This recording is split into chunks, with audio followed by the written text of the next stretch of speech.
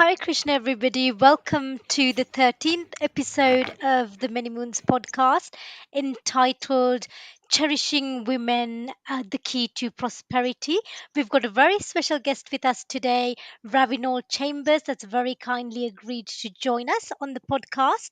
And some of you may or may not know that Ravinol is an Irish born film director and former monk. He's passionate about telling stories that connect people at the deepest level beyond borders and boundaries. And he's also the founder of the Be Inspired Films, a multi award winning and Royal Television Society nominated film company which focuses on telling stories that matter. He recently completed a feature length documentary originally entitled Road to Vrindavan, which explores the challenges girls in India face accessing education as well as the role that men can play to better support women. I personally watched the documentary and it was absolutely fabulous. And the film was screened at international film festivals and has been acquired by an international sales agent, and it is now called A Girl Can Touch the Sky. So I'm sure, Prabhu, you can point us in the direction where we can share the new link, or anywhere that viewers that have not been able to watch this can watch this. So I'm sure we can put the link. We will be very happy to share the links later on after the session, because I think it is a must watch, because I thoroughly enjoyed watching it.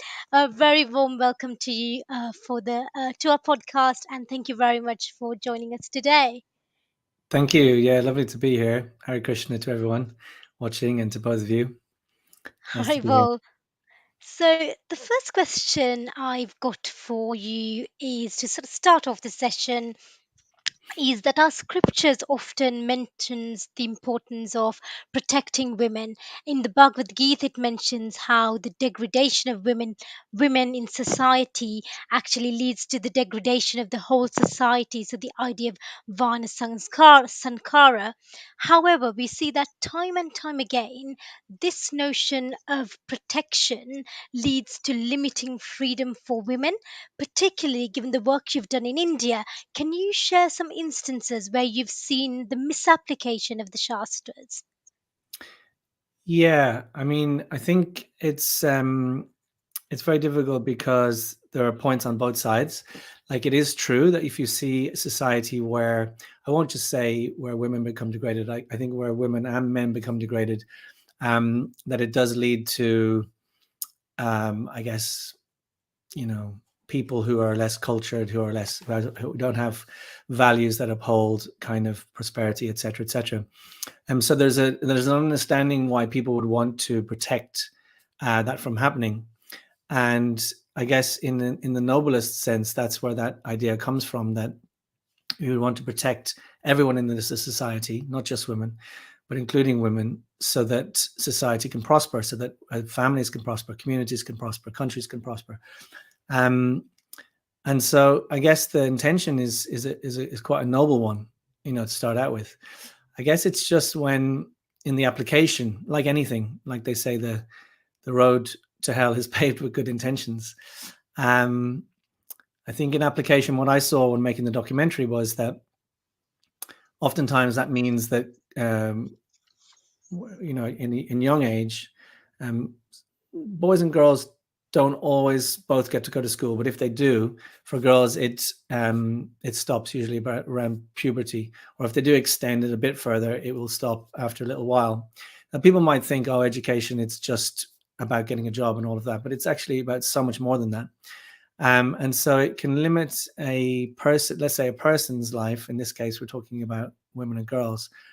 In many, many ways. It means that often they have no respect or voice within the community or the family, because it's kind of like, well, you're not educated. How could you really know anything? What's your opinion worth? To not being able to speak out if she's being abused or taken advantage of, or like that. It creates a huge power imbalance.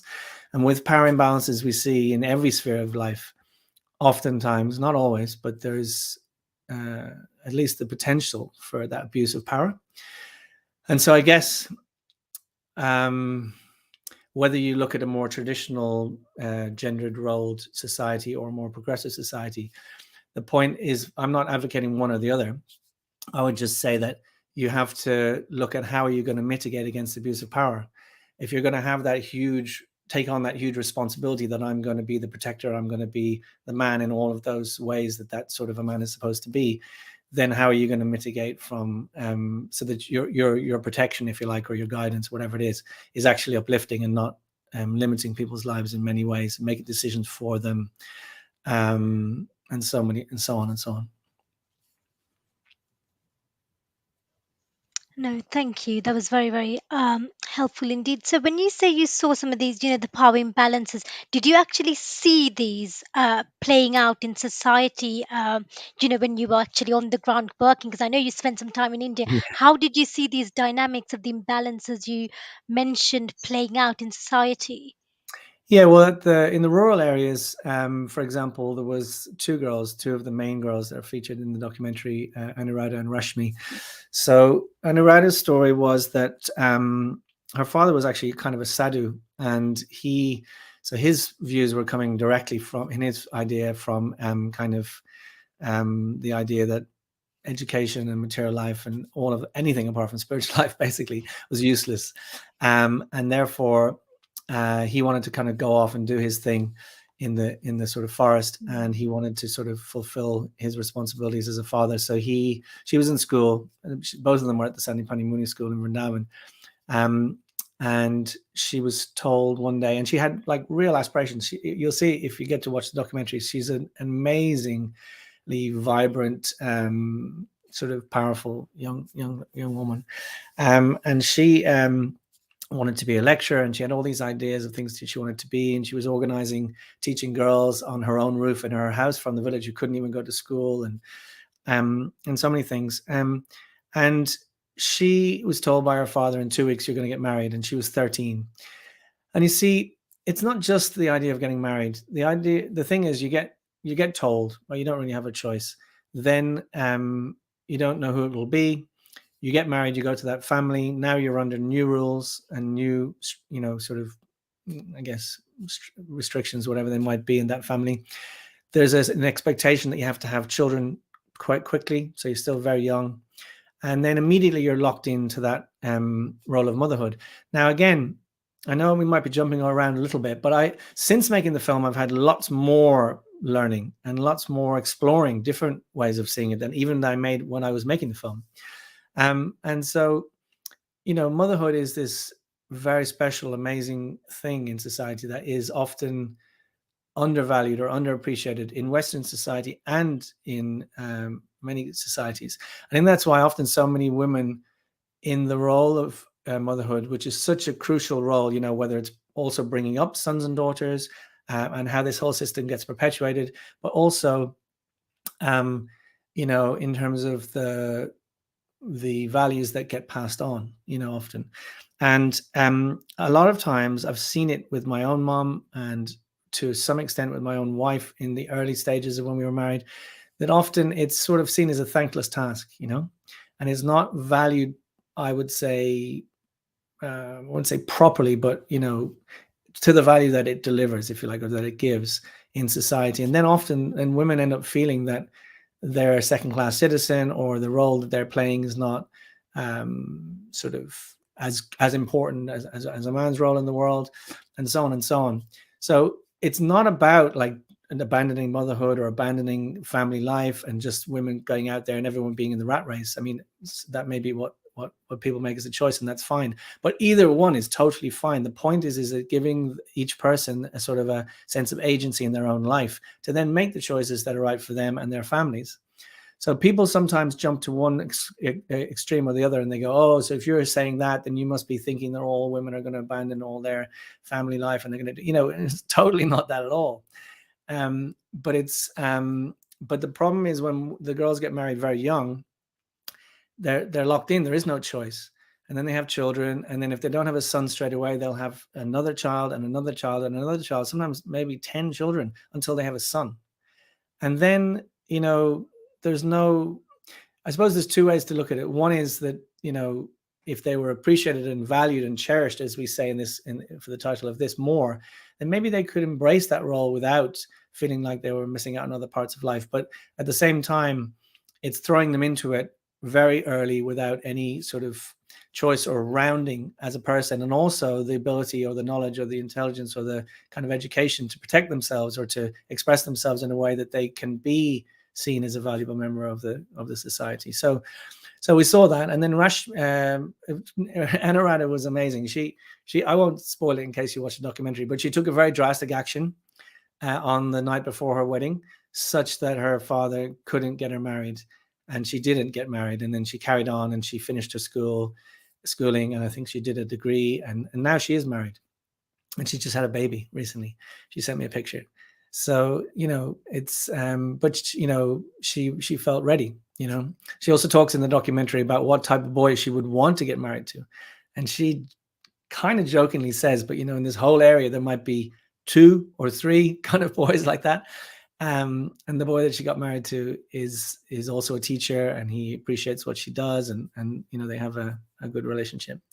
Rashmi was similar, although her father, and we feature her father in the film because we wanted to help people to understand his perspective. He's not a bad man by any means.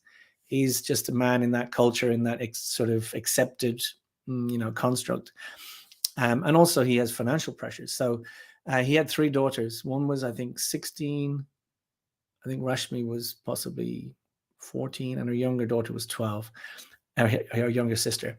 And so he decided he was going to get the older one married. But because it would be difficult financially to get them all married separately, he decided to get them all married together. So the youngest one obviously was 12. And the school had to step in and get the police involved, and they stopped it. And I understand Rashmi is also now married, but she's quite a bit older, and she was able to continue on with her schooling, so up to a certain point. So yeah, it's kind of inevitable. I suppose the idea, and often what they talk about at the school as well, is that your education, and I guess it's the same here. If you look in poorer families in any country, even here in England, anywhere, the more education you can pursue, the greater chances of you having a positive outcome in life, whether it's financially, whether it's in terms of how to operate in society and deal with different types of people, whether it's about looking after your health and your family's health and all of those things. Like it's always a good thing. It's not just about one outcome, which is staying in the workforce for a long time. So yeah, I think those are 2 of the stories that I can think of. No, thank you very much. And you mentioned, one other thing is about, how the misapplication of the Shastras. I think, your whole purpose of, doing the films was to go out there, find out why certain things were happening in that way. And also, the whole topic we're talking about is, cherishing women and how that could help, empower Mm. and betterment of society. So how do Mm. you think men could help this, or what role do you think men could play in cherishing women? Yeah, I think it's essential for men to it kind of, I guess it comes back to how do you define, so one of the things I've been listening to a lot recently is kind of content aimed at men on the internet. And some people call it the manosphere. But it's this idea of because ironically it's quite interesting, as much as you can look at it through one lens, and people might say, oh, a lot of women feel invisible or not appreciated or unheard, or their voice is not represented, or this, that, and the other. Well, ironically, so do huge amounts of men. There is a sort of a small percentage of men who are very powerful and successful, and all of those things. But there's huge amounts of men who are just just sort of average Joes struggling along in a job they might not like, maybe don't like it, don't ever feel appreciated by anybody, and all the rest of it. So actually, I think it's really important that both both sides, if you want to call it like that, men and women, really try if to appreciate and understand and then empathize with the other person's needs and realities and ideas. Because if you don't, I don't think, because we live in community, because we live in mostly in relationships and families and so on, things can't really progress, or it's certainly not flourish. Because things like resentments and expectations over kind of shared agreements, and all of these things are what cause all these things to break down. And of course, we see that happen a lot in society and relationships. So I think that for men, firstly, it's really important for any um, group.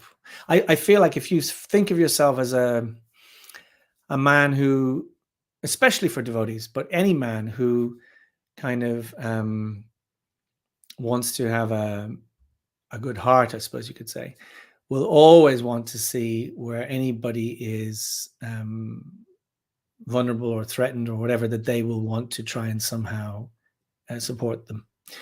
And that's where you see you cannot separate masculine and feminine, because they're there in the universe, they're there in creation, they're there inside each and every one of us. So actually, if you neglect it, or if you have a blockage or an issue with it, it will only hurt you too, because it's part of you and also your relationships. So I think it's very important for men, in a selfish way, to kind of appreciate and value and respect the feminine, in the world, whether that's in other women, in their wives, their mothers, their sisters, just women in general, and also within themselves, because it will bring you a greater sense of peace and clarity, and sort of inner sort of peace. So that's one thing. But of course, also for the other people in their families and stuff, that it's really important that we want everyone to feel appreciated and happy. And it can only benefit all of us. And if we have children, we also look at things like gender-based violence, or violence in general in society. If you were to add up like certain factors and you put them in together, some people will say, oh, these have no correlation to these outcomes like violence against women or whatever, but it's obvious they do. Like, if you have a set of beliefs that makes you think that women are less important, less valuable, that are inferior, that actually they're the source of all suffering, that they are just going to try and cheat you and bleed you dry, and all of these, so many things that you hear in devotee societies and outside devotee societies. It's, how on earth do you expect to have good relationships with a mindset like that? And it's just not going to happen. It's sort of, it's poisonous, and so I think it's really, really important. I think it's a bedrock of, but it equally goes the other way too. So the topic of this, of course, is appreciating women, and it's often something that's not there. But I think equally too, then it's also about appreciating men. And so we could ask ourselves some questions, which I'm not going to necessarily answer right now, but I just thought, I wrote them down. I thought they might be interesting. So why do women need men in society? Why do men need women? And then in this sort of stuff I'm listening to online, they talk a lot about a high value man, a high value woman. So what is a high value man? What is a high value woman? And not only because everybody might want a high value woman or a high value man, but then who am I, or what am I? How am I behaving to be sort of able to attract and be, I don't say worthy of, but you know what I mean, able to offer the same in return. And so these are really interesting questions, and I think it kind of levels it out, because these things, nothing works in the long term unless it's in balance. So I'm not sure where we started there, but that hopefully is some ideas on that. Thank you so much, Ravinol. You've shared so much. I feel there's endless points we could have further discussion and reflection on. But I really appreciated your point that you made, that any issue regarding women or an issue regarding men, it's neither's sole responsibility to fix, or it's not even that they're able to fix it by themselves, because we always exist interconnectedly in society. Like, we have this analogy in the Vedas that the whole society is a body. Now, if there is something wrong with your hand, you're going to suffer until the issue of the hand is addressed, even if you are the face or the foot. So I think that that's a very nice meditation. I think very important questions. Why do women need men? And especially, why do women need men to be high value men? And Mm, what happens when they fail to do so? And then, the same, for women as well. Why do men, need women to be high value women? And mm, what is the benefit thereof? So I think that is a very beautiful point. Just one reflection on what you shared earlier about how you are definitely not against traditional culture, and you're not against, for instance, the very valuable role of women deciding to marry and having children, but the importance of it being a choice. mm, And there's a phrase which I think is very relevant here, and it's like, if no isn't an option, yes wasn't either. And I think that's very important. It's not that we're against motherhood or against matrimony, but it's when it's forced, that it can do so much damage. And as we know, I mean, the same in devotional service, Prabhupada, often said nothing should be forced, even when it came to women, and the question of marriage. It should be choice. It should always, come from mm. a person's heart. And it's very different if someone decides that they're ready and it's something that they want, and they want to embrace motherhood, then when it's just something that basically happens to them, and their agency is severely diminished. And I think last point I'll make, and it's, we don't only see this in India, we see this in any society where the women are very limited in their options for education. It also often creates a certain desperation, because if you have no education, it means your only means to survive is to marry someone, and then your motivation to marry someone is like, someone that can help me survive. And that's not actually a very good intention to get married, or any like a good energy to put into getting married, like being so desperate just to survive in this world. My only option is to marry. So I think also for a man, if that is what a woman is, if that is like the main reason that she wants a relationship with you, it's also not for the man, that as fulfilling.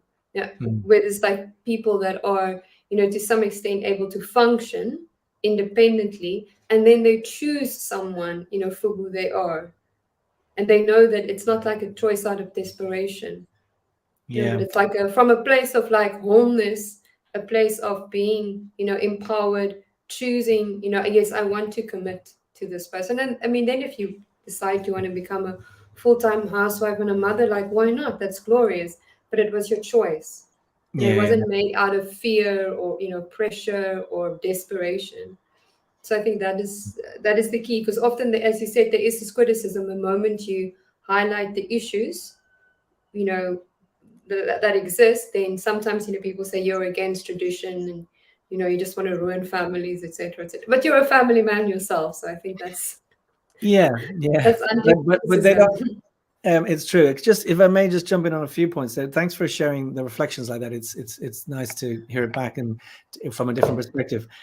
I am a family man, but at the same time, I also spent time as a brahmachari, and so I experienced a very different mindset previously. Mm, Um, and also, I was 7 years, as a full-time brahmachari, and very mm, deeply immersed in. I mean, I essentially, at the time, it was in 1993 when I joined, and and deeply immersed myself, I guess, in the idea of renunciation. mm. And I mean, I didn't speak to my parents for a long time, and didn't even think about them or anyone that in Wow. my entire life prior to that. I literally left home, and Mm, um, and and never gave it a second thought, and just never looked back. I was gone. I mean, in a way, when I look back now, like the person that was before that was dead. mm, In a way. Um, and so, I recently had a party at my house and I invited some friends from school. I'm not 50 until later in the year, but I had a party recently earlier. And, some of my friends from school came and stuff. And it was interesting because I was just reflecting how, in many ways, since I moved out of the temple or that kind of life, probably for a long time I didn't, but more recently, in the last say 10 years, I've had to try and find that person again and almost reintegrate them. And they were a really nice person. I saw a video of my myself at my 21st birthday party with my friends. My father filmed it, and I was thinking, this guy's a nice guy, and I just killed him. So many things about him, just done. And so it's easy. So even though I am now a family man, and you're sharing these ideas, but I had much feedback from the film, and obviously a huge amount of it very positive. But also, say within the devotee community, people do jump to that idea, and because in their own head they have this idea that this is some feminist agenda, and they also have some idea of what feminist means to them, which might be totally different from what it really is. And so a whole series of events go off in their head, like, oh, this is what you're doing. This is what you're trying to do. And you're like, well, I'm not actually trying to push anything, really. I'm just sharing some stories and stuff, and you can see the stories yourself and see what you think. But like, that's why, for example, when that father was sharing his story, a lot of my friends who are not devotees, who are men, said, yeah, I could really understand where he was coming from. He was just trying to do what he could in his situation. I see that there, Dee. I'll definitely let you make one point. Let me just quickly finish this. I was also thinking, in a society where women are appreciated and respected and cherished, so are children. There's a connection. Yeah, there's a connection. And in a society where they're not, also children are not. Yeah, there's a definite correlation between the neglect of women and the neglect of children, and also I would say the silencing of women and the silencing of children. Yeah, it's definitely a connection, and it's very much related to a power imbalance. Because if you think about it, what's the similarity between women and children in that sense? They don't have a place for that voice, and there's an ideology that can be presented around why they shouldn't have it. And the last point is, often if women are in a situation where they aren't, where they don't have education, and sometimes that's related to confidence or also any financial kind of means, then they can be in worse situations and they have no choice. They have to stay. And often people will say, oh, look at how wonderful this is, this traditional system. They never leave. They can't leave. So anyway, sorry, Dee, over to you.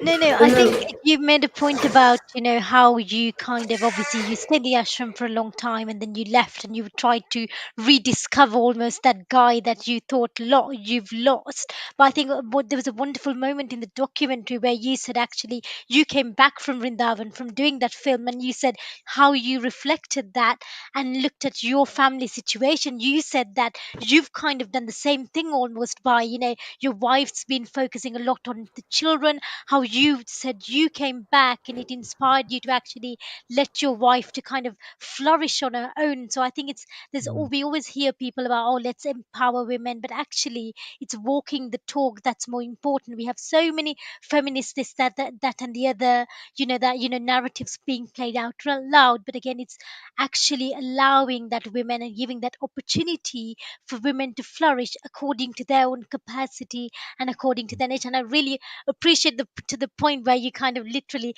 looked back in hindsight and said, actually, I'm going around trying to save girls in India. What am I doing to my wife at home, sort of things, which I really, really enjoyed watching, actually. So, Dia, can I chip in on that for a second? Is that okay?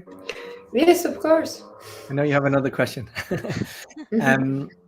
So on that point, I've also reflected on that since. And first of all, I really don't like the idea, I know you mean it in a nice way, of saving girls in India. I wasn't saving girls in India. Yeah, I know. It's just, it can come up as, you wanted to kind of, I know what you mean. explore what's behind. And a lot of people kind of think of it like that. Oh, you're doing such great charity work and all of that. It wasn't really, that wasn't how I was seeing it at all. We were doing on one hand, we were doing some fundraising for the charity, of course, and that was good. But really, I was trying to understand this issue and share that with a wide audience, not from any kind of doing good perspective or anything like that. It was, and I also, because it had an integral kind of part in my own life in some ways, as you say, because my own wife is from an Indian background, born in the UK, and I'd spent so much time, both living in India and also studying, the culture and stuff, I felt like it was something that I really wanted to explore from an external perspective, but I really wanted to also explore I had an invested internal interest as well. And it was hugely transformational. And it did change conversations that Tina and I were having at home. And for good, for sure, for us. But because I'd seen my father, he was an entrepreneur as well and a business person, and he was working all the time. And my mom was at home, and she was super clever, and she ended up then being involved in dramatics, and also starting a publishing company about Irish theatre and all these things. But she had 4 children, and there was a huge expectation for her to do everything at home, and to do all of the accounts for my dad's business up until 1 a.m, doing all of that. And my father, when I was 1 year old, became macrobiotic, which is a very strong ideological thing. It's a health and whole foods thing where no sugar, no dairy, no meat, really strict, everything made from scratch. And the huge expectations suddenly fell on her to do all of that as well. And so I know that she worked so hard and often felt very underappreciated. And I have 2 brothers and a sister, and I grew up in this house where it was just totally expected of my mom that you just have to do everything, and you just have to, you don't even have a choice, not because you're forced to, but it's just kind of like, who else is going to do it? You've got to do it. And my dad kind of had a profile in the public and all of that, so he was kind of very successful, and he would not really think of her as being what would you call it, a part of his success. It was his success, even though she was doing so much behind the scenes.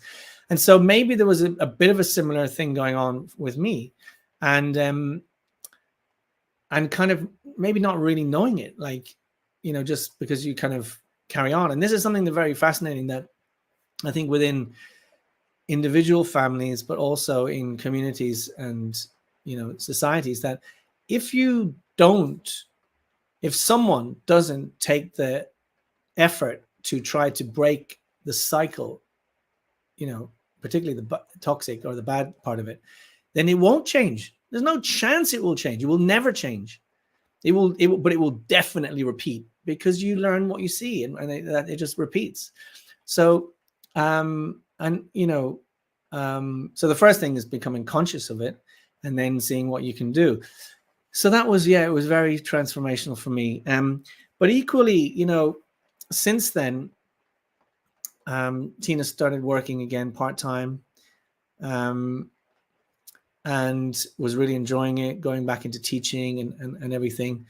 But, did find it quite taxing, juggling everything. And we would have many conversations about all these kind of things because of having made the film. And as I learned about it more, and as it affected our lives in reality, because again, like you say, all of these things are easy to talk about as ideas, but it's only when they apply into your real life that you or anyone's real life that you have to figure out how they really work. And so more recently, I won't go into the details of why, but we felt that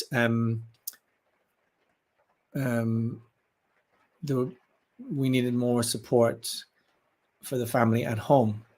And my work is now getting super busy again.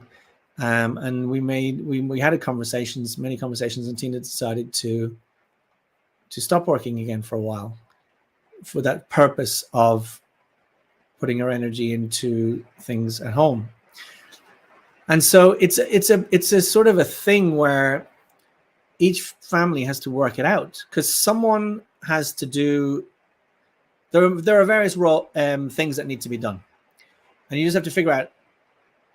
Not everyone can do all of them, and so it's trying to figure out what's the best things that people can do according to their propensities and their skills and their ability to do it, and also at this particular point in time, and that may change at different times. I don't know if it's originally where it came from. I've heard Jay Shetty saying it, that you can have everything, but not at the same time. So it's kind of like, and sometimes it's a reality check. It's like, it sounds so great, and so, oh, we can all do everything we want and everything, but we can't always. And that's something that has to be had, conversations that have to be had in the family, and to figure out at whatever time what's the right thing to do. And so we felt that for this particular situation, she would be better at managing that part of it than me. And so that's what we did. So yeah, it is important. And I always hoped with the film that people would never look at the screen and go, oh yeah, isn't that some interesting third world problem that those people have? But that they would reflect. And that's why I tried to put some of my own story into it, because I was trying to help people to think about, how does this relate to your own life? So that was, yeah. That was it. Thank you so much for sharing that about your own life. It was Betty Friedman who said who said that you can have it all, but you can't have it all at once. And I think, as you said, realistically speaking, if you have a family, and especially if you prioritize, spending quality time with the children and having someone there for them more regularly, then one of the parents are required to have more time at home. But I think the difference here is that you actually had a conversation, with your wife, and it was a discussion. And I think it's also clear that through your experience, you've become conscious of the fact that your father's success was partly due to your mother's support. She Definitely. enabled him to a great extent, to do basically, did what he could have done, and also to be who he was. And I think that is something that was missing, like you mentioned, that your mother didn't get the acknowledgement. And I think that is one of the reasons many women might feel that they need, to prove themselves, in a career or in another field, is because they don't get the acknowledgement for the immense role that they do play at home, and for the fact that they enable other people to be successful, whether that is, the husband, the son, or the children. But they're Yeah. actually key in other success. So I think that is so important that we start acknowledging, that immense role, and I think giving credit, and then also understanding that, as you said, it is individual for each family, and it can change, over time. There might be a time where, children are, going to secondary school, going to university, and then maybe there should be scope, for a mother to again change her role. And I think then it can be encouraged. So yeah, I think a key thing here is like having that discussion. Yeah. Now, Prabhu, what I wanted to ask you, you mentioned earlier that it's not only women that need to be protected. Everyone needs a protection in some form, or the other, which I fully agree with. But what is the difference between protecting and dominating and controlling? Because it seems that we often misunderstand the one for the other. Yeah. I mean, in a sort of a gross way, it's the difference, I guess, between like what we just talked about, like being a kind supporter or partner in explaining why, in discussing concerns and issues, and whatever, on both sides, and kind of having a really clear and solid understanding of why a certain protection or a certain thing might be important or might be helpful, as opposed to just enforcing it without any of that. And then if the party is not happy, to just basically force it. And also not to question one's own, if there is, if someone is unhappy with the decision, to kind of try to question one's own motivations and one's own self. And I think this is where there's a danger in any kind of idealism or ideology, I suppose is what I mean to say, or sort of set, rigid rules of how things are supposed to be, because it's very easy within that to hide behind that, because the ideology says that this is how it should be, and actually get really lazy and say, you should accept this because I'm a man. That's it, just simply because I'm a man, rather than actually doing the work myself as an individual, to be working on myself, to make sure that I'm always trying to grow, trying to expand my empathy, my understanding, my my examine my blind spots, all of that stuff. So when you set rigid things in place that are just you have to accept just because that's the way they are, there's just so many rocks to hide underneath in terms of for so much nonsense to happen because it doesn't really so it's much harder, like it's way harder to have these conversations in one sense for the man, let's just say. I mean, it might not be for the woman. If the man is often thinking about it only from the man's perspective, so he's not really even considering how it might be hard for the woman. He's just thinking this is how it is. But it is much more difficult to have to like, I mean, it's a bit of a cliche, but sometimes people talk about do the work on yourself, have those difficult conversations, try to understand the position of another person that you maybe don't or don't want to. That's hard. That's really hard. But that is actually, I think, for like we talk about as devotees, we want to be evolving and all of that. But oftentimes we just take a little cookie cutter thing and we just drop it on top of ourselves. And now we think, hey, presto, everything's fine. But I mean, my God, that's just barely scratching the beginning of actually, trying to evolve as a human being, I think. I mean, it's wonderful that we have that connection, and we're fortunate we've understood and been blessed to understand that connection. But that, to me, is just the frame, like the outer frame almost that everything sits within. And then all the work is still there to be done. You can, and that's the saddest thing I think of all, is that you can have such a wonderful frame, and then because of a certain ideology and sort of set norms that are not to be questioned, you can have so much rubbish going on in the name of that frame, because all they're seeing is the frame and not the rest. You know what I mean? And it's really sad. It's hard as someone who's kind of, I guess, embraced, the philosophy of Krishna consciousness to sort of, and I think there's many devotees would feel the same, to kind of, just to see some of the other stuff that really is presented as if it's a core part of Krishna consciousness, but clearly it isn't. Thank you so much for sharing so many very valuable points. I think very powerful reflections. I think this does connect to what you shared earlier, which I could strongly resonate with. And you mentioned that when you became a devotee initially in your youth, it's almost that you had like a complete shed of identity, and you almost became like socially dead.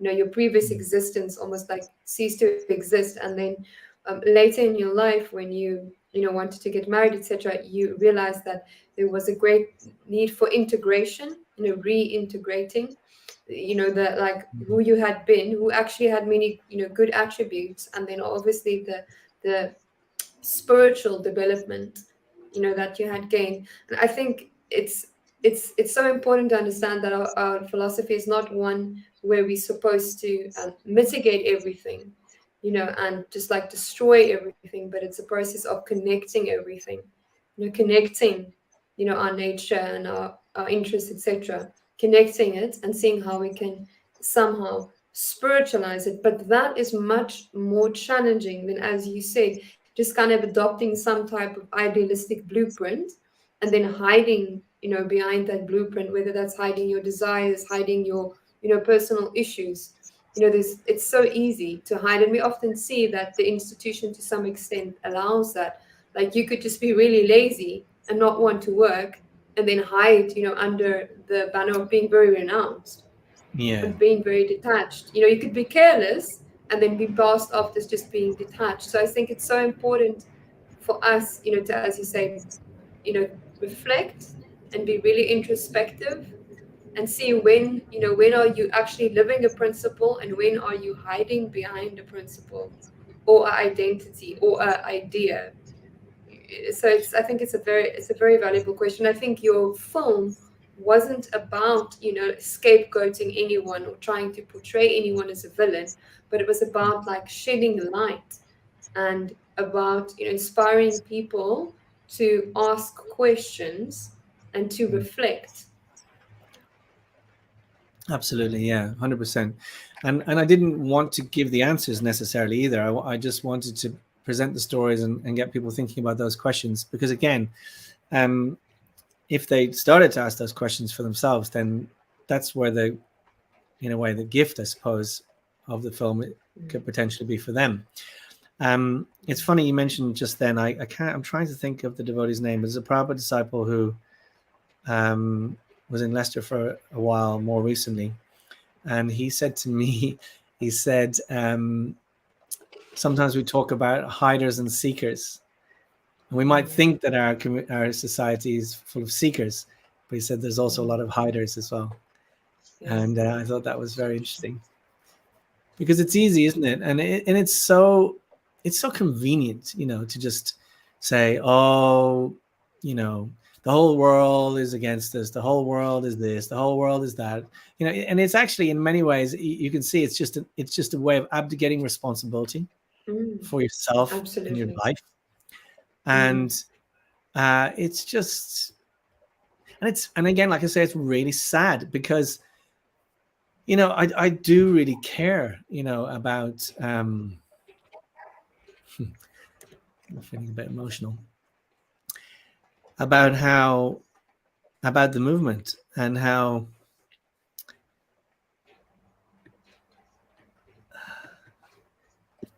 it is, and how the people in it are, and how, whether it's relevant, or whether it's going to, whether any even vaguely intelligent person would look at it and what they would think. I mean, it really does make me, it troubles me. And yeah, I think it's something really important for us to think about.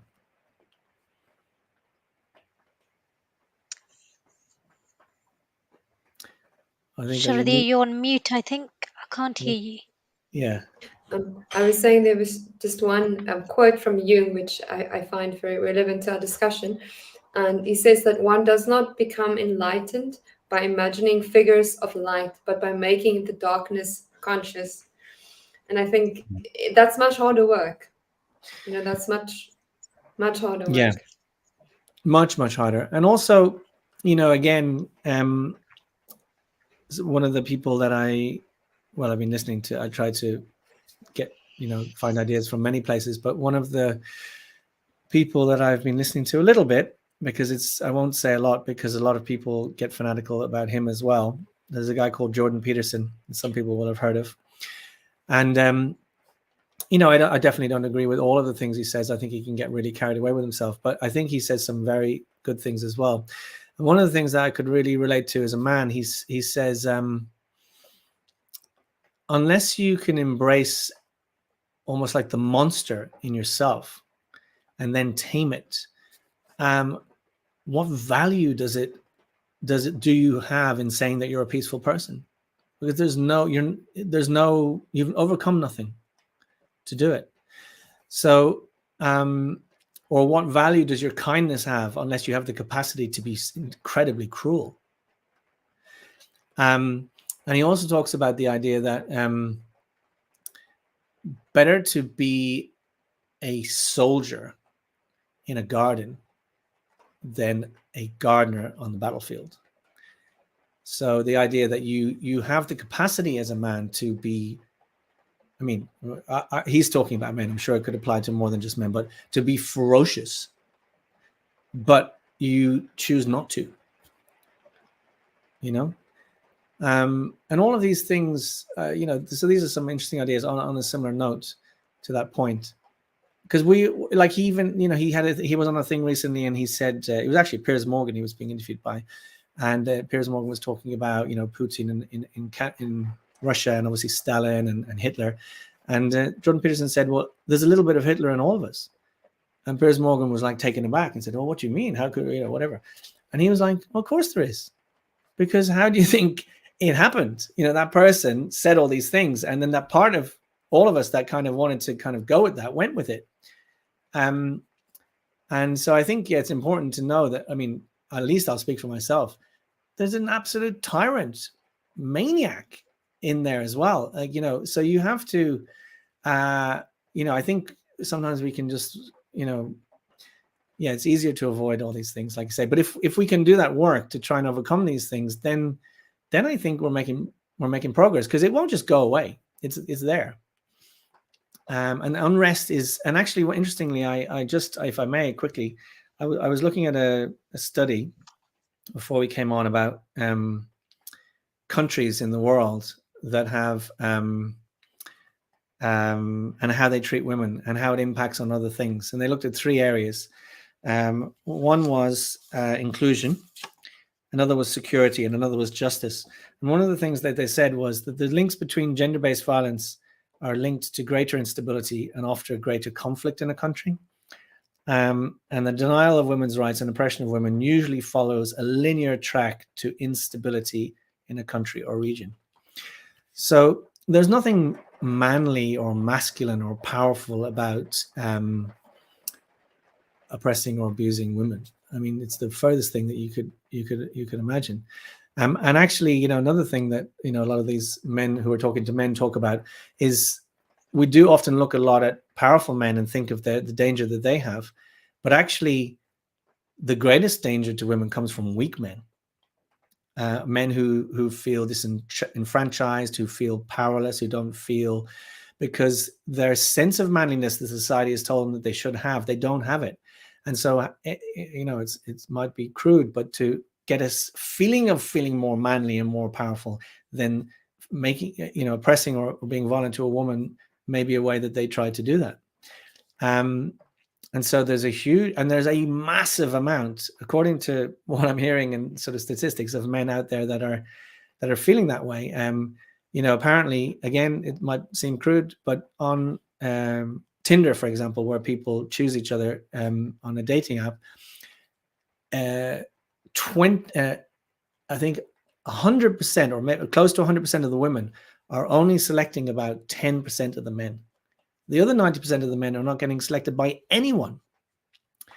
So, and there's a huge statistics now about up to a certain age, it could be, I don't want to quote it wrong, but like 25 or 30, that there are massive amounts of men who have never had sex and who don't have a relationship and who feel invisible and powerless in the world. And that also is also a recipe, or dangerous element, because they're going to feel very, but it all fits within the idea that men have to be like this, women have to be like this. I think it's hurt men and women. And one of the people that I've read and listened to quite a lot is a guy called Justin Baldoni, who's a famous actor, but he's also got a podcast called Man Enough and a book as well. And he brings on mostly men, but also women, about like, when was the last time you felt man enough? What does it mean to you to be a man? And the subtitle for that is Redefining My Masculinity. And he's got a new book coming out called instead of Boys Will Be Boys, Boys Will Be Human. And I'll just read the subtext because it's quite good. He says, a get real gut check guide to becoming the strongest, kindest, bravest person you can be. So I think we, as men also, we have to break free of this idea that to be manly means a certain rigid set of things. And for women, it means a certain rigid set of things, because we're both trapped in that paradigm. And whilst in many ways people could say it worked for a long time, we've also seen a long enough period to see that it also hurts women and men as well. So again, like I'm saying, it's not saying we chuck out all traditional gender roles, but it's kind of like, having the dialogues, reconsidering all these things, and looking at it, and what affects one does affect the other too. Thank you. There was a lot of very interesting points you raised, but one particular thing I wanted to really pick up on, this image that men have for them to be of a certain type, to be that macho masculine. So I've worked in very male oriented or male dominated places, but honestly, I've never seen a bunch of men that are in immense pressure to stick to stereotypes than devotee men.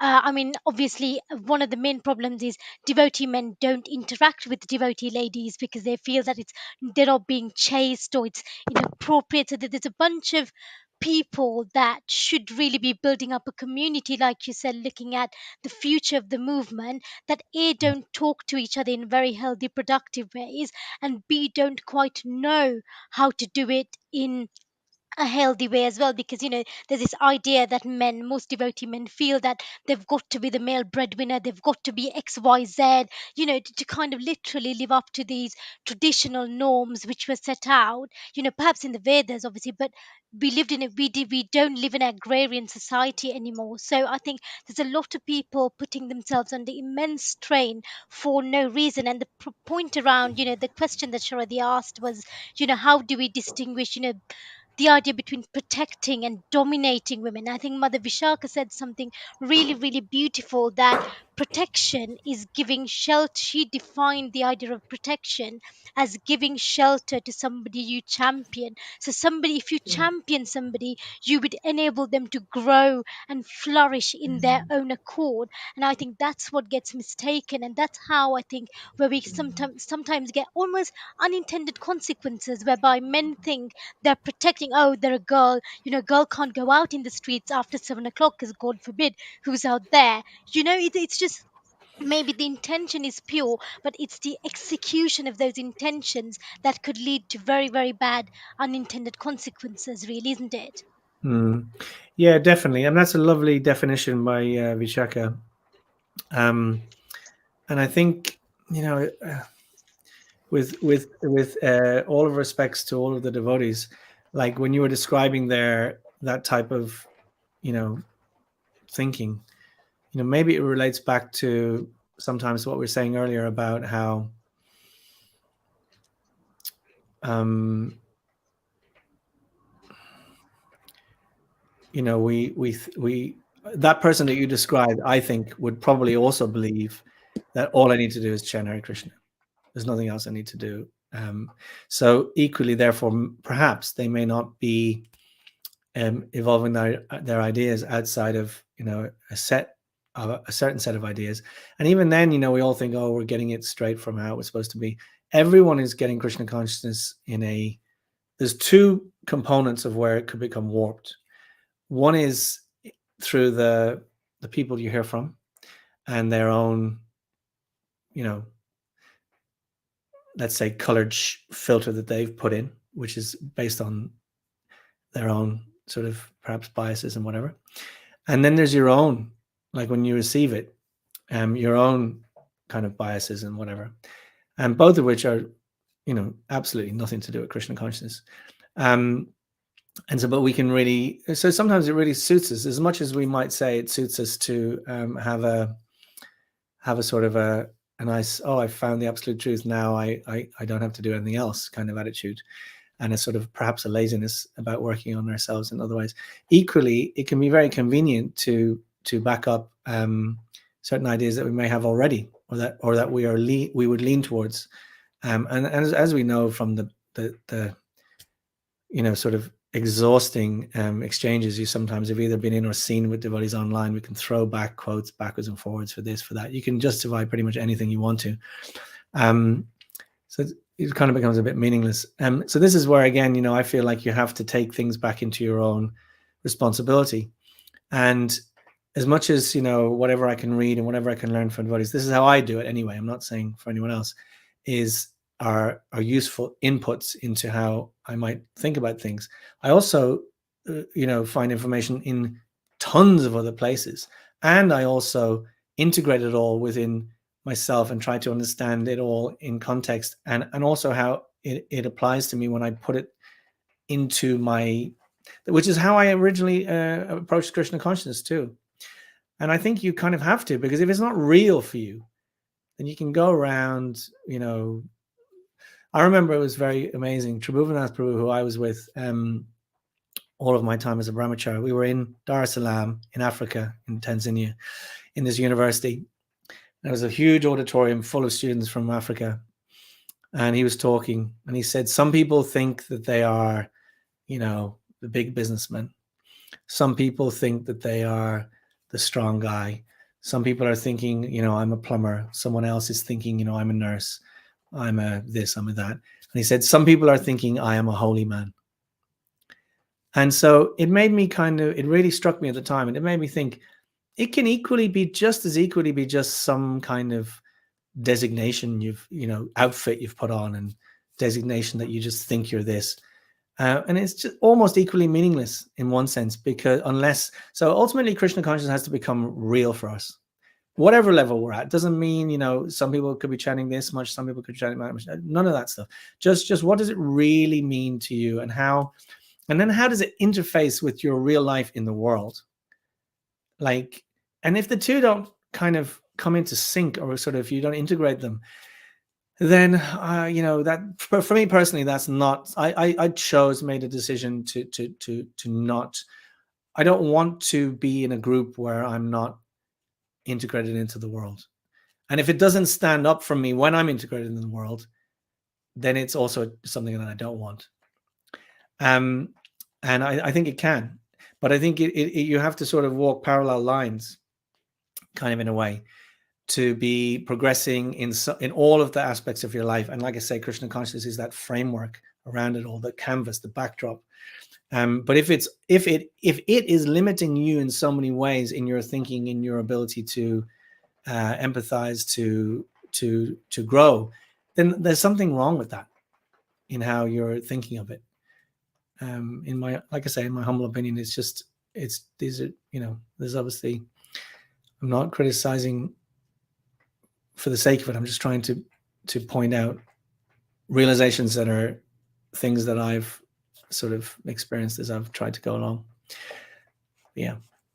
No, that was a very important point. I think the point around how I think, like you mentioned quite rightly, if Krishna consciousness is limiting you in some way, shape, or form, then there is some problem with misapplications, because there's also, people think, sometimes, oh, this profession, I know there's things that are sattvic or not, but again, you need to find out how you tailor. It's not we're saying that you're tailoring Krishna consciousness, it's diluting, but again, it's Deshakala Patra, right? You need to be able to apply it to time, place, and circumstance. So I think, pigeonholing things, or one size fits all kind of thing, is attitude is not very helpful to anybody.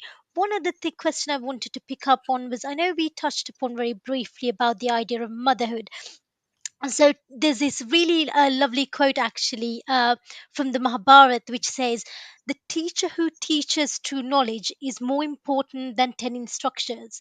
The father is more important than 10 such teachers of true knowledge, and the mother is more important than 10 such fathers. There is no greater guru than the mother. So this verse shows the important role a mother can play in a child's upbringing and education. And research also obviously shows very recently that the positive connection between a mother's educational status and then educational attainment of the child. So we've spoken how we shouldn't get caught up in traditional idea of motherhood, or what motherhood means, getting married young, having kids, and then looking after your husband and children, and also the very radical idea that not much importance of being a mother. That's not the be all and end all of it. So how do we kind of bring these two views together and almost reconceptualize motherhood, so that we integrate traditional and modern ideas to make it productive and beneficial to society? Yeah, it's a brilliant question. I think like it says in that quote, I mean, motherhood is so pivotal to everything. I mean, everyone has a mother. Every man has come from a mother. The influence that the mother has in a child's life is huge. Father as well. And there are huge statistics about, if the father's not there, that there's so many higher likelihoods of all kinds of, let's say, challenges. But definitely the mother, I think she plays a massive role. And I think, in one sense, like you say, if motherhood was like celebrated to the max, then I think a lot of women would feel, because it is incredibly difficult, let's be honest, would feel hugely more appreciated and supported. And I think it would also, how would you say, I think it would have an influence on men too, in a sort of like seeing women See, I never really liked it, and I know a lot of women don't like it in our movement when we say, "Oh, we should see all women as mother." But it's not that there's anything wrong with it, because what we're about to say is that we should see all women as mothers, but it's kind of like it's the subtext. It's the kind of the derogatory kind of element to it that I think is what bothers me, and I think a lot of women in the movement. But actually, if we were really like truly and genuinely celebrating motherhood, um, as a in all its glorious kind of, even women's bodies get big, and they their breasts are there for giving milk and all of this, rather than the idea of, oh, Mataji, you're supposed to just put your head down and be a sort of a non-entity or something. Is it totally skew ways, so actually, and not and all of this sort of prudishness about, because when you think of women as mothers, um then also, it's harder to think of women then as sexualized objects, separate from motherhood.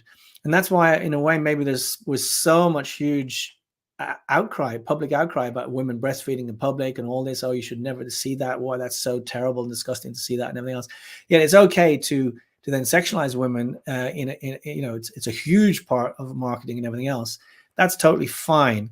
But the actual thing that is the real value, the real beautiful thing, actually, is seen as to be hidden away. So I think it would have a massive impact on men and women in a positive manner. And as you say, also, like, I think bringing up, because also the passing on of the values and all of that. So like with daughters, obviously there's a role, but I think mothers have a massive role in bringing up sons. And a boy's relationship with his mother is kind of like a huge blueprint for then how he and how he sees his father and his brothers, and how he's sort of conditioned, if you like, to treat his mother and his sisters, is then a blueprint then for how he will treat women, mostly. And so in the film, for example, the documentary, I asked the group of girls in Vrindavan at the school, why do you think often the boys behave the way they do against the girls? And the girls said, because the mother gives milk to the boy and not to the girl. And therefore, the boy thinks, I am the boy. I am special. She is the girl. She's not important. So actually, the irony of all of this is that, the also the idea that is, put to women, that, motherhood is somehow second rate or whatever. It might sometimes come from men, but it also comes from other women too. So all of this is, none of this is black and white. It's all complex, um, and perhaps this is what I'm talking about. The cycle repeats. Maybe it comes from women who have been led to believe that if you aren't out there working hard, then you are second rate. So they buy into that, and so therefore, then they will say to other women, "Oh, unless you're doing this, motherhood's just not enough on its own," and so on and so on. So it's such a complex thing. But I think if we were to truly celebrate motherhood, like you see sometimes in Aboriginal societies or whatever, where everybody comes around the mother and they're massaging her, and she's really celebrated. She's bringing life into the world. She's, it doesn't matter if she's fat, and she's, often the breasts are never covered anyway. It's a whole different way of seeing women, and I think it would be a wonderful thing for society. And as you said as well, like it's proven that where the mother is educated, also often that is a far greater chance that her children will become educated. Because if the parents are not educated, then how are they don't know what to certain things. Thank you. I think that was a lovely response. And I think one point I wanted to make, I'm sure and Shradhi would want to come in afterwards, is that you said it might be some women's perception, and I think there's also somewhat misconception that some women, as career women, are putting other women off. I think it should be the workplace has come a long way, and there's no need for somebody to just I work in in an environment where I see really high profile women, directors, deputy directors, and they've all got kids, and there's ways in which it's not the early 18th century. There's compressed hours, there's part-time work, and you might only need to be, you said your wife went back to work, and for the time being she's decided. And I think people look at this as very much blueprints. Oh, if I give up work, then that's it, end of story. And I think there's a lot of misconceptions, I think, within some women themselves. If I try and build up a career for myself, I'm not going to be able to be a good mother. I think there's a lot of unhealthy misconceptions out there, a lot of it coming from not knowing the advancements of the workplaces actually, and companies and employers, than anything else. So we see a situation whereby both men and women end up shooting themselves in the foot by just thinking that, if I can only be one or the other, there's no way of doing them both successfully. Whereas I've seen it, many women do it time and time again. No, definitely. I mean, definitely. I'll be honest. I'll share from where I feel I am at the moment. I think that I have huge admiration for those women, but just where it's, I think it's extremely difficult. It's a hugely tall order especially to have any job, especially a high-powered job, and to be also bearing a large proportions of the child, rearing, if you like, and that's why I think, yeah, I've found experiences in my own life where I felt terribly torn. It was one of the oftentimes the most awful feeling that I've ever had, where I feel torn between my work and my family, where there's equally, needs on both sides, and all the rest of it. So I don't see how it'll be any different for a woman. It'll be. I'm not saying it can't be done, but it's extremely difficult. Mm.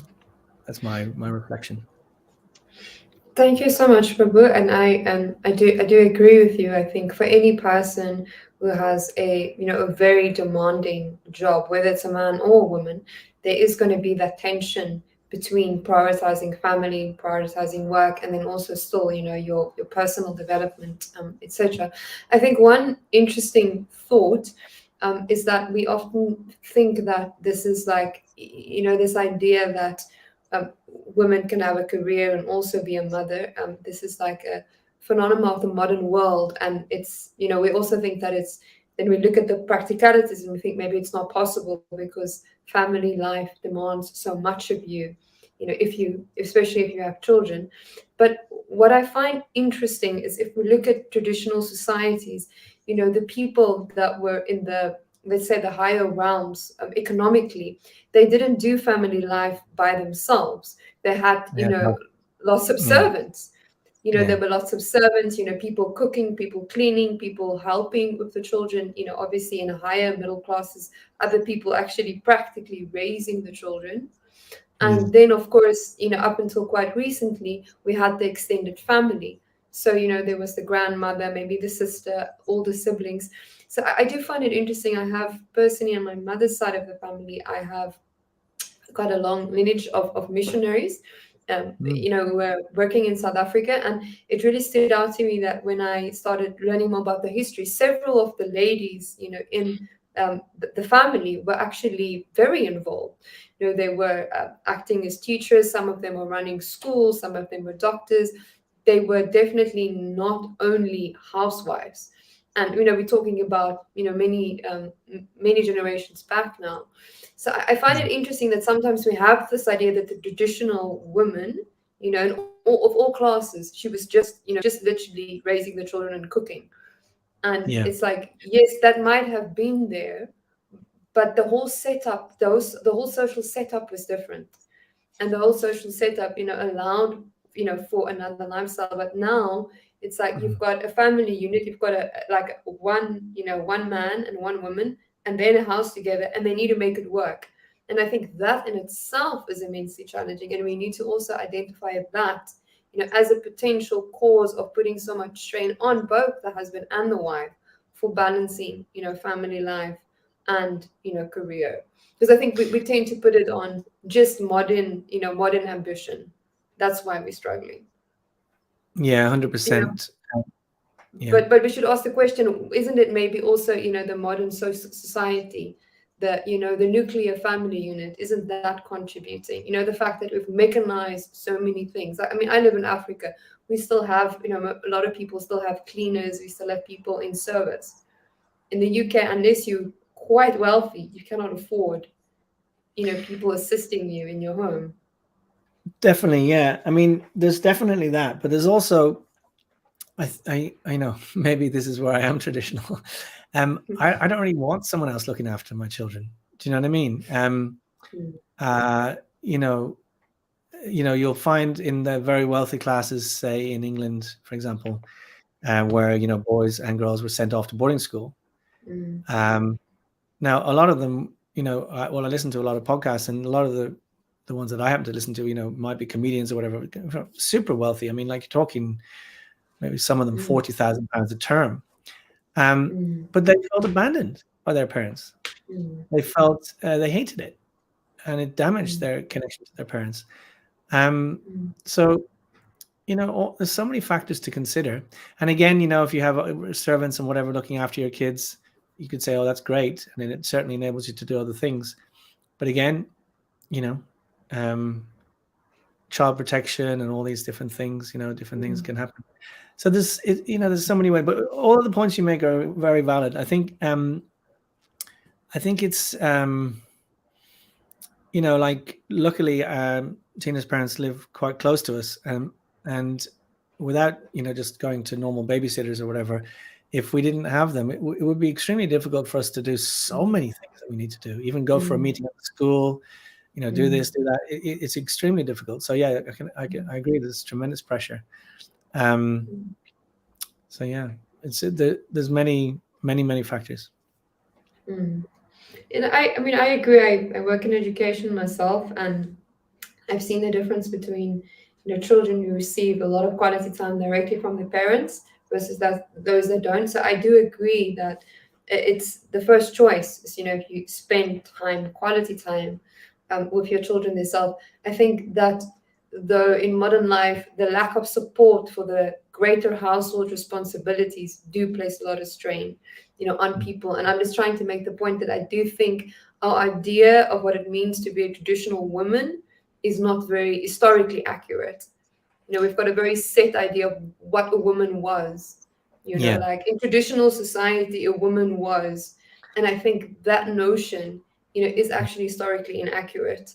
It's like what some women might have been in some points in time, like 1950s, middle class American woman. yeah, But I think that notion is problematic. Not that I'm saying that we shouldn't prioritize, spending quality time with the children, but yeah. that limited conception that we have, I Yeah, it's think a is really good like, point, because I think in many ways, I'd hazard a guess that sometimes the view of women that might be there in ISKCON is a mixture between like a Bengali village woman, um, and a like you said, that American 1950s woman who has to bake apple pie and be in her apron when her husband comes home and all of that. Like those kind of, it's almost like a mixture. I mean, I'm only saying that because obviously ISKCON started so much in America, and so many of the leaders, you know what I mean? It's almost like a mixture of what you take on and what you already kind of had as an idea.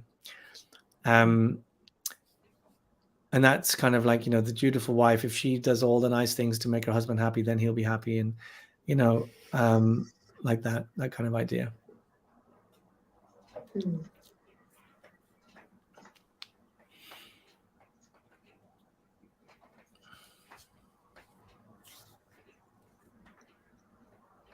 Sorry. Yeah, so one other point I know we've got a few minutes left, but one thing I wanted to pick up around, again, I think we touched upon this a little while earlier around, the feminine and masculine energies being sort of polarized, and how, the vital role women and men can play in kind of keeping this communities, families, and societies connected. So how can we work together, both as men and women, to kind of work with each other. Because I think we get these polarized views as, feminists all about, all feminism has got a lot of different connotations, which I don't want to go into. But often, if you say, somebody said, oh, I used to be a feminist, but I'm not anymore. But I think it just depends on what idea of feminism, or what kind of ideal feminism you've got in your head, really. For me, nothing, like you mentioned, is black and white. I think both genders should empower, respect, and work with each other, because if not, nothing, no society could function. So how can we kind of look at see, looking at what you saw in India during your work, and obviously you being a monk from the Shastras and what have you, and putting it into modern society's perspective?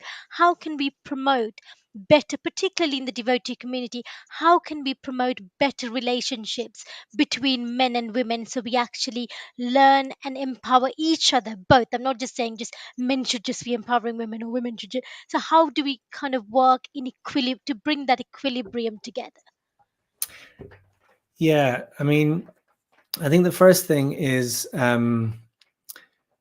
to try to empathize and understand the other, the other perspective. Because if we don't, then in a way we're complaining about the very thing that we're doing. Mm. Complaining that, oh, you're not appreciating and understanding and everything else. But then how are you seeking to appreciate and understand as well? So I think both parties have to try and do that. And I think something interesting that kind of came up from me too, and I was just kind of getting prepared a little bit for this, is by making efforts to appreciate and understand and respect Tina in our relationship, it has kind of enabled me, or sort of given me more, I won't say the word confidence, but it's made it clearer to me, and I've sort of stepped more into respecting, valuing, and appreciating myself in balance. And so it's kind of led me to the question: if you don't learn to appreciate, value, and respect yourself and your own needs and boundaries, and what's okay and what's not okay, then it's very difficult to really do that for someone else. So it's kind of like, I guess, in a way, the more you're trying to appreciate the other person as an individual, it almost gives you also license to better appreciate yourself as well as an individual in that relationship. And so that's kind of also led me to this thing about, like, it's not just about when these two things come together, just looking at it from one side and thinking, oh, we feel like certainly women have some difficult times, so therefore we should just look only in that direction and just do everything in that direction. That also won't work. It won't, it won't be sustainable either. But in a way, what it did by leaning in that direction was it emphasized to me, okay, now you have to do this for yourself too. And so I guess it's like starting a ball rolling. You got to start the work, and then, be conscious as best you can, be aware, be in dialogue, and work your way through it. And it won't look the same in every situation, and it might be hard as well. But but it's like anything, you either just decide to stick it under the carpet again and just hope for the best, or you tackle it.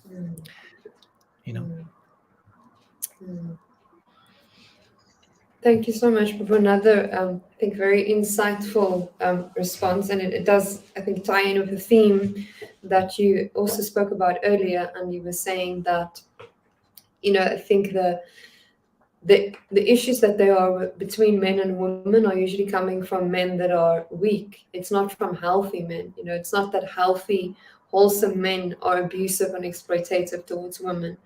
It is men that have failed to become healthy and wholesome themselves. So I do think, apart from, men, becoming conscious of the difficulties that women go through, and men obviously being supportive, of women and women's struggles, it's also important that we give space for men, needing to heal themselves, and men needing to become, healthy men. And I think there is, as you said, there are people like Jordan Peterson, who I also really value, who are really pushing for this, that we really need real men. And it's not Mm. that, men are, because some obviously some of the radical form of feminism make it seem that men are irrelevant and masculinity in itself is problematic, but that's definitely not, not the case. As you said, it's like understanding that self-acceptance, self-love, the appreciation, it all starts with this, first with yourself, because that's what Yeah. who's present in each of your relationships. And once that is there, then only you can, also, exist in healthy um, relationships with others. So I do think that Mm.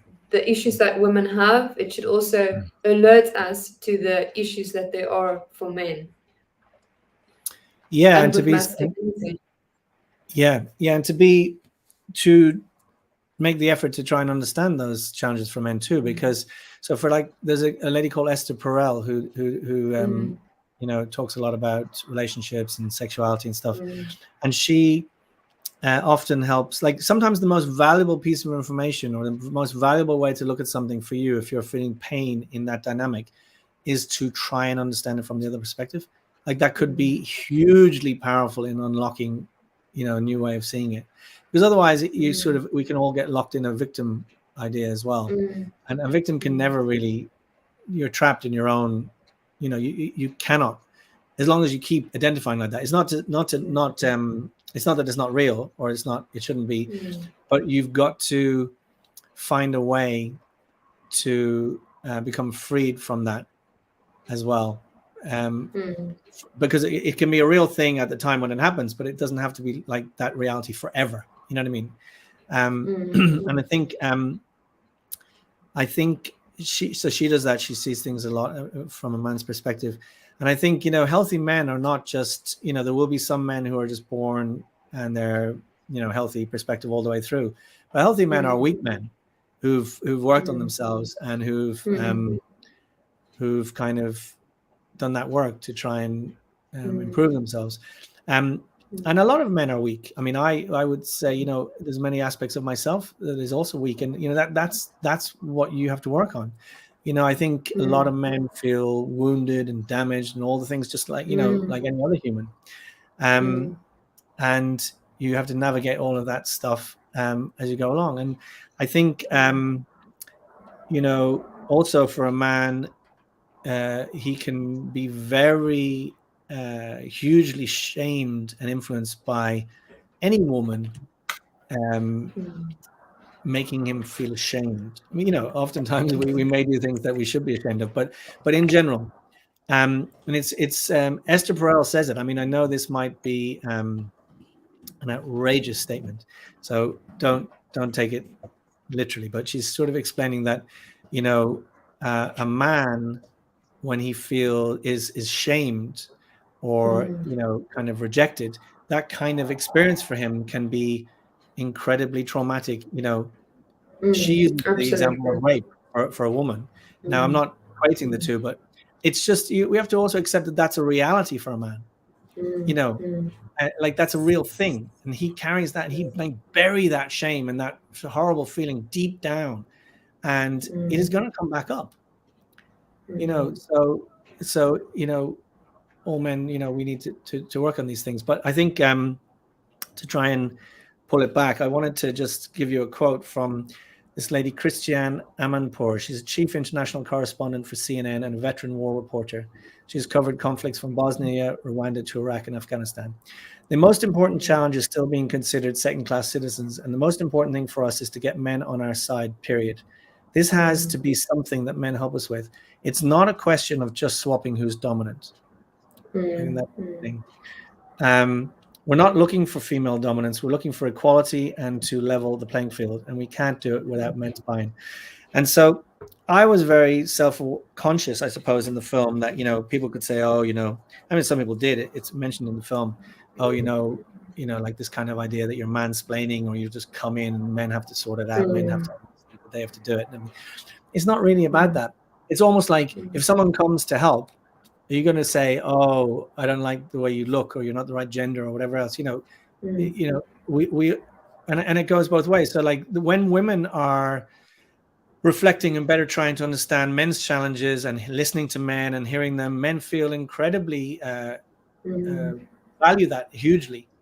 And mm, I guess equally, we shouldn't see it that if a man then goes to do the same for a woman, that the woman should reject it because, oh, I don't need your help and all this. It's like we should think of ourselves as people trying to help people. But unfortunately, because men often do have the prominent roles and positions of power in society, if they can mm, help, and it can genuinely help, because as much as it's not may not be right, that bias is there, that people will often listen to men, and it mm. can have an impact. Mm, mm. Thank you so much for sharing that, Robert. I think, as you mentioned earlier, if you are in whichever group you identify with, whether it's your gender or it's your cultural group, and there is some injustice that you're experiencing, it is very easy to fall prey to victim mentality, and that is ultimately not helpful to resolving the situation. You healing or moving forward, and I think also when you get stuck in victim mentality, you do not have that vision of the other person also needing to heal. Obviously, if there's a case of abuse, the person who is being abusive obviously also has pain, also is suffering, also has some serious issues that Mm. that which need to be addressed. So I think it's so powerful to, as you said, Esther Perel, which I'm very fond of her. I think she's brilliant. I Yeah, wish she is. Esther Perel could speak to devotees. I think that would be amazing. She's really, Well, I she's think, on has some. podcast. They can listen to her any day of the week they like. That's true. That's Yeah. true. I'd love to speak to Esther Perel. She's just, yeah, I think she's a brilliant lady, and I think someone that shows how you can value traditional, society and values and all of that, but also understand, how to implement it in our current society. I think she's Mm. really a brilliant lady. But sorry, I got distracted now, thinking about the glories of Esther Perel. But yeah, I think it's so important that we acknowledge, if there is injustice, we acknowledge if there is, any form of abuse, but we don't only focus on, kind of saving ourselves, but we think, how can we, help everyone to heal? How can we help everyone to improve and to grow? And it should, like, the whole situation should ideally, be addressed and become healthier. Because as we said earlier, it's like we always interconnected. And I was thinking, earlier you were speaking about how if someone in society is affected, even if it's not us, we should feel concerned. There is this idea in an ecosystem that you're only as strong as the weakest link. So Yeah, whether it's the man that is not functioning properly, or whether it's the woman, that is, being really suppressed into a role, if someone is suffering, you are going to suffer. So even just for your own benefit, you mm, should consider, like, how can we help everyone? So I think that's a, definitely. yeah, very, very, very powerful meditation. I think so important, because we can obviously get carried away, being too absorbed in our side of the story. 100%. Yeah. And one other thing I wanted to share is I know we mentioned that obviously cultivating and nourishing both genders, and I think within the devotee community, people literally take this idea that we're not the body but the soul. So people tend to neglect themselves. And I remember reading a book from Bhakti Maharaj, and he said one of the first things to become a good leader is you need to love yourself, because you can't to be a good leader you need to love your people you manage, or your subordinates is the wrong word. But and he says that you can't give what you don't have. So devotees, and we often tend to neglect self-love, self-care, and the idea of self-love and self-care is often frowned upon. But like you said, you can't be empowering or being compassionate towards anybody else. So if you take men or women, if you're not giving that love and care for yourself, it needs to come from the within. So you need to self heal before healing the rest of the population. So I think that was a very, very important point that we often forget and neglect. About the need to look after ourselves. We're not the body but the soul, but whilst we are the body, we do have a responsibility to look after the body. Yeah, definitely. Like, and all aspects of yourself, because you know what? Good luck with that. I've tried it. Loads of devotees have tried it. You try negating a certain part of yourself, it will come back, and it will be worse than it was before. So you've got to, you can't avoid it. There's no way, really. I think the most, you have to ultimately, life, I think my experience at least is, life will show you that you have to integrate these things, and learn to appreciate and love all parts of yourself, and also other people. I mean, I love, there was somebody, I think it was Janani or Pankajanri or somebody like that. Somebody asked them, for some profound piece of advice, and they said, just accept people as they are. Simple.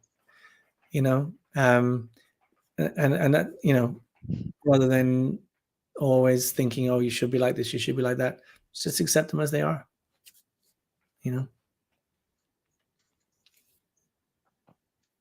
Shraddha, you had a comment. Yes, no, but just one last comment. You've said so many things that I found very fascinating. I think we could have many discussions about, but I really liked that you were sharing that a certain senior devotee told you that we'd like to think that most of the people that come to the ISKCON movement are seekers, but there's a lot of hiders. So I think for ourselves, it's important to identify like the hider within ourselves, and to really acknowledge to what extent am I hiding behind the philosophy, and to what extent am I using this as a way to hide from my challenges. Because as you said, it's like, we obviously, if we neglect ourselves physically, it becomes very clear. If you neglect your health physically, but we can also neglect our mental health, we can also neglect our relationships, and so many things. I think it's really needing to step up, take full accountability for who we are, and then really trying to become conscious of how we can use our Krishna consciousness to improve every aspect of our life, and not to run away from any aspect of our life. So from my side, that's the last thing I'll say tonight, but please do share your last illuminating thoughts of us. No, it just reminds me, like, when I joined, because I was from a young age, like, really quite, it was rigorously kind of wanting to understand what life is about. So I had a really strong desire to kind of try and understand the meaning of life and stuff. So when I joined, I really truly believed that was the only reason that I joined, and for a long time I really believed that. And then I think as time went on, especially maybe after I kind of moved back into the world and stuff, I realized that actually there was a component of running away as well.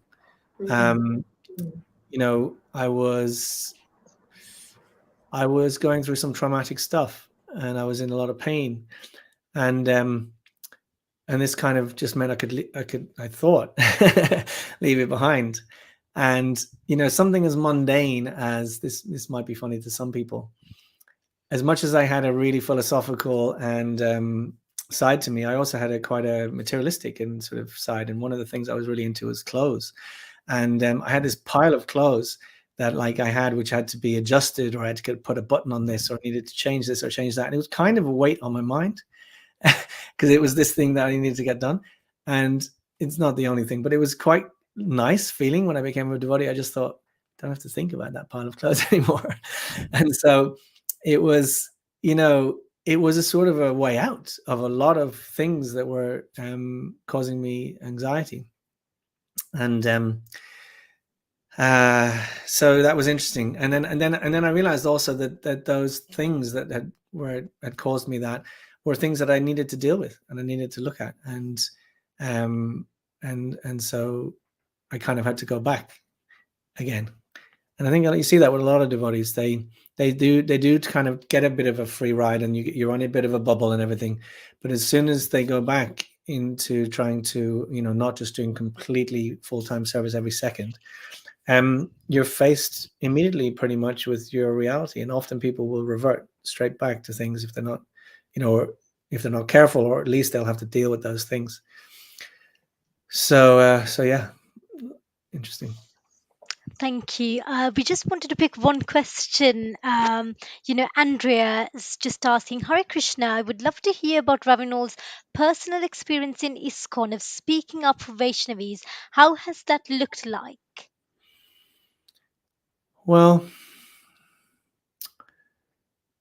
hmm, I don't really know. I mean, I again, I don't feel like, I feel a little uncomfortable in a way with that idea that I'm someone who's speaking up for Vaishnavis and all that.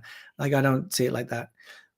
In case if she's asking me she's asking me my personal experience. Um, I'm just kind of like muddling my way through life, trying to trying to figure out how to do things as best I can and to progress myself and to share the thoughts and reflections that come along the way. That's it. And so I say what I think. I share it. Hopefully, it's of some benefit to people. But the idea of me, I'm not saying that at all. I know Andrea. She's a lovely lady. We did a podcast with her, but the idea of me, I don't like to think of it like that. Like the idea of me thinking, oh, I'm speaking out for Vaishnavis, it makes me feel incredibly uncomfortable. Um, um, so that's not how I see it. But I think each person has to do the work, share their realizations, try harder to be better, and just do their best. No, Yeah. thank you so much. And we spoke about so many topics and so many different points, and I'm not going to summarize what we covered during the session because I'm terrible at summarizing.